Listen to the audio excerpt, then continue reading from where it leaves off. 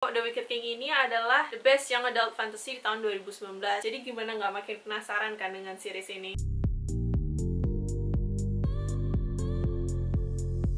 Halo guys, welcome back to The Book Let's Play 3. Di video ini aku bakal nge-review series yang sangat terkenal dan sangat hype banget sampai akhirnya aku memutuskan untuk baca buku series ini. Nah ini kalian kalau bisa lihat, buku pertamanya The Fog of the Year series itu ada Cruel Prince, lalu buku keduanya ada The Wicked King, dan buku ketiganya adalah Queen of Nothing. Kalian bisa lihat setiap covernya ini tuh bener-bener cantik banget. Sebenarnya bukunya setiap series ini tuh nggak begitu tebal, hanya 300 halaman. Saking serunya dan emang aku penasaran banget apa yang terjadi dalam cerita ini.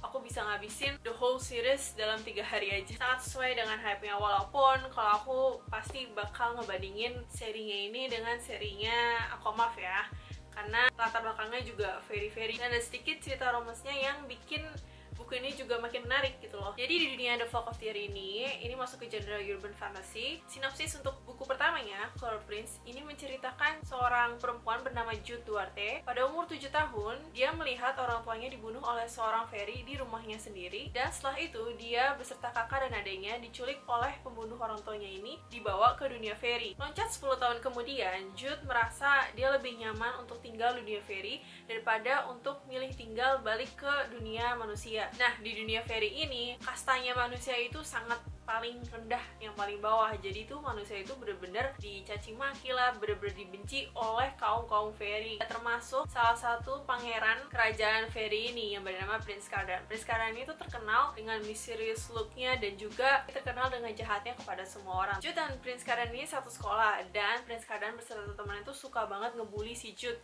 sampai separah-parahnya deh ngebulinya. Akhirnya Jude itu bertekad kalau dia tuh pengen nunjukin walaupun dia hanya seorang manusia, dia tuh bisa naik kasta yang paling atas dengan menunjukkan skill-skill combatnya. Nah, disinilah ceritanya dimulai. Alasan pertama kenapa aku ingin baca series ini itu karena bukunya itu udah hype banget di Bookstagram. Foto-foto bukunya tuh ada dimanapun, setiap page di Bookstagram. Jadi gimana nggak tergiur untuk ngebeli, dan juga covernya sangat cantik sekali. Makanya aku pengen banget baca. Awalnya tuh gara-gara itu, jujur aja. Lalu untuk di bagian world building atau dunianya di seri The Fog of the Year ini, aku lumayan suka. Ini dunia fairy-nya itu agak berbeda dengan dunia fairy-nya karyanya Sarah J. Maas ya. Ini lebih kayak fairy yang lebih magical dan mirip kayak Lord of the Ring gitu sih. Nah, untuk plotnya, apalagi untuk di buku pertama yang Cruel Prince itu, aku suka banget. Banyak twist yang nggak begitu aku duga, apalagi ceritanya ini sangat fast pace banget ya. Aku sampai nggak bisa stop, walaupun rasanya tuh pengen stop udah 1 chapter aja deh, abis itu lanjut 1 chapter lagi. Jadi tuh bener-bener nggak bisa stop karena saking serunya, dan aku saking penasarannya apa sih yang bakal terjadi di cerita selanjutnya. Untuk karakternya, aku suka banget sama Jude ini.